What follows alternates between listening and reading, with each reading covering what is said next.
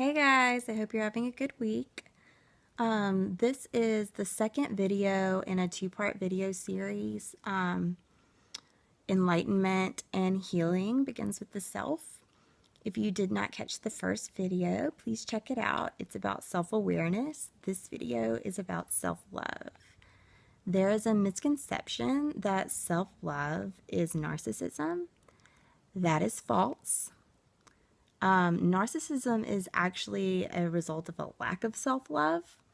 Narcissists are people who experienced some kind of lack in early childhood that resulted in their emotional needs not being met. And these people have belief issues with abundance.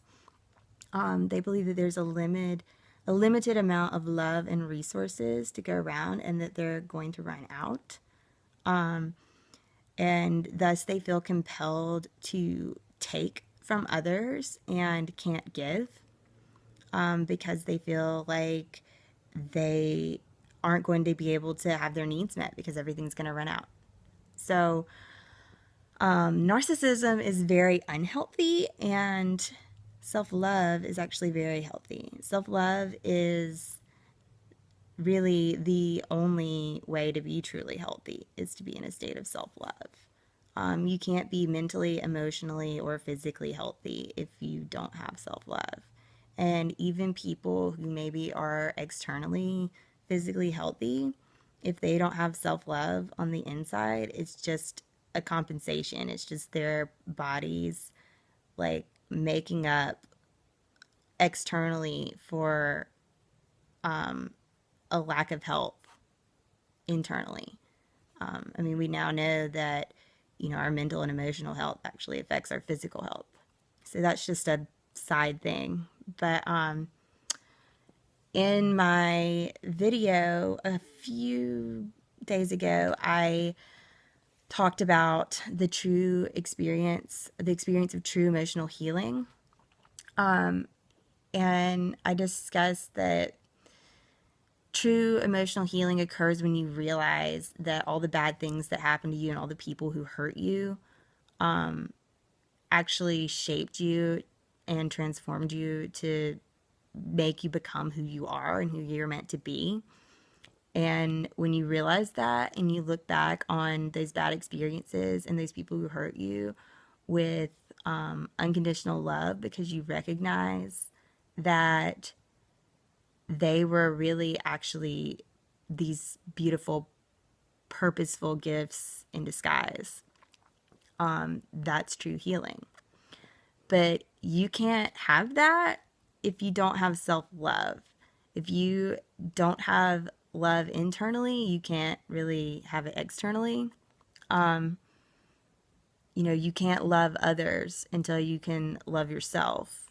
So, and you can't expect others to love you until you love yourself. So unconditional love only occurs when you have self-love.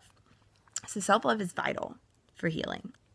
I know there are people who are probably like, well, that's great, but I hate myself and I can't help that. It's how I feel.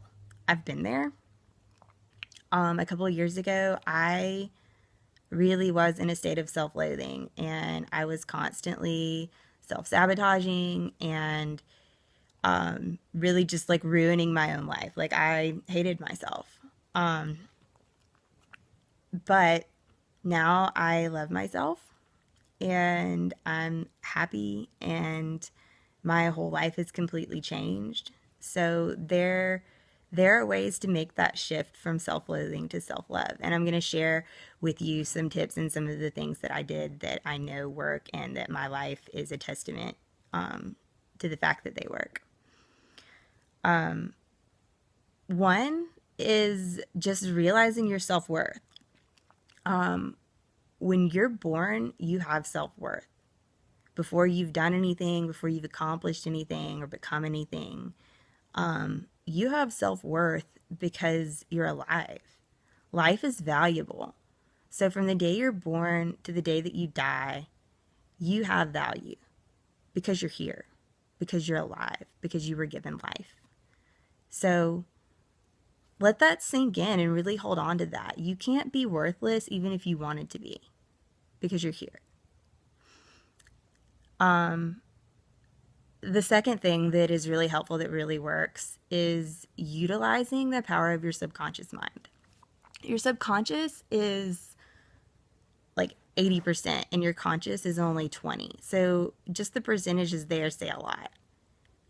Two ways to kind of program your subconscious for your benefit, and to use it to help you come into a state of self-love. I'm going to share these. One is affirmations. So sit down with a pen and a paper and write down everything that you like about yourself, every little thing. It could be like, well, I like my eyes, or I am a giving person, or whatever it is that you like about yourself, every little thing. And if you're in an intense state of self-loathing to the point that you're like, I can't even think of anything that I like about myself, it's okay to ask for help. You can reach out to loved ones or friends and family that you really trust to be honest with you, and let them throw some things out there. And eventually someone will throw something out there that you identify with, and you're like, yeah, that is something that's good about me. Like, I do like that about myself. And, that'll get you started. Then you're going to read those things out loud every morning and every evening to yourself. And this is how you get these things to sink into your subconscious. When you're trying to program things into your subconscious, it's like the more of your senses that you use, the better. So when you read it, you're seeing it. And then when you speak it out loud, you're hearing it. And when you write it, you're feeling it. So, all three of those things combined, like, make it really effective. I know some people like to read their affirmations out loud in front of the mirror, and I know that seeing yourself speak these things that you like or love about yourself can be really powerful. And some people like to record themselves and put in earbuds and let it play on a loop while they sleep. I can't do that. I'm one of those people, if the TV is on or the radio is on, I can't sleep because I'm, trying to process like what's being said. So it doesn't work for me. But if you're one of those people that can like sleep with the radio or the TV on, that could be really effective for you. Because even though you're sleeping, and you're not consciously hearing it, subconsciously you're taking it in. The other one, for programming your subconscious, is sleep programming. There is like a plethora of videos on YouTube. Some of them are like 2 hours, some are 8 or 9 hours. You can pick whichever one works for you. But they have, binaural beats and subliminal messages. And some of them are like kind of like white noise and sounds. Others are sleep music. But this is a really great one, because you just push play and lay down and go to sleep, and it sinks into your subconscious while you're sleeping. And I like this one because I think when you're in a state of like self-loathing or, self-hate, it's hard to be motivated to take action. You don't, you're in resistance to like taking action, sort of, because you're like, well, when you hate yourself, you don't really want to do something to help yourself, and you're just kind of like, ugh.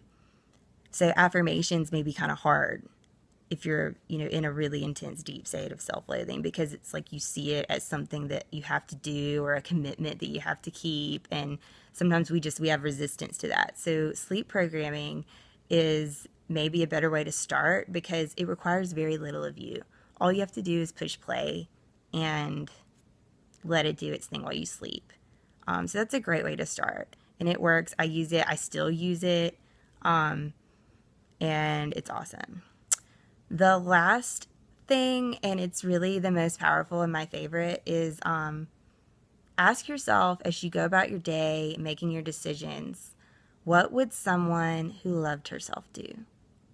And do that. And this is really powerful and really beautiful, because what you're doing is you're loving yourself to betterness. And starting out, you may not love yourself. You may not really actually love yourself, but you start taking actions of love for yourself. And I mean, like, every little decision, like, do I go to the grocery store now or go to the grocery store later? Ask yourself, and it may not be like something that's consciously obvious, but like, you'll think either one thing or the other first. Go with the first thing. That's your intuition. So ask yourself, and then just first instinct, and do that. And what you're doing is like all the little ugly parts of yourself, like, you're giving them love. You're showing yourself these parts of yourself that you don't like, that you can love them and that it's okay. I don't know if you've ever done anything wrong where it's like, someone showed you love instead of coming down on you, and it made you want to be better. Or the opposite, like, you did something wrong, you already felt bad or not right about it, and then someone comes down on you for it, and you're like, well, screw you. You're in a state of resistance. You have to think of yourself, like, relationally, like that, and if you want yourself to be better, like, you don't do that by coming down on yourself or bullying yourself. That just makes you, it makes you less whole. It's like the parts of you will just continue to, like, be twisted inside of you and resistant to each other, and you'll pick yourself apart, and not heal. So in, asking yourself this question and doing it, you're proving to yourself that you're loved, and you're loving yourself to betterness, and you're healing your relationship with yourself. And when you heal that relationship with yourself, like, love will grow. So that's my favorite, and it's probably the most powerful. But it does take commitment. You have to commit to asking yourself and then following that. So that is my video on self-love. Thank you for watching. I appreciate you guys. This one's kind of a long one, so if you made it through to the end, I really appreciate you guys. I hope you got value from this. Like, comment, share, and y'all let me know what you think. Like, it's cool to message me if you want to, and y'all have a great week. I love you guys.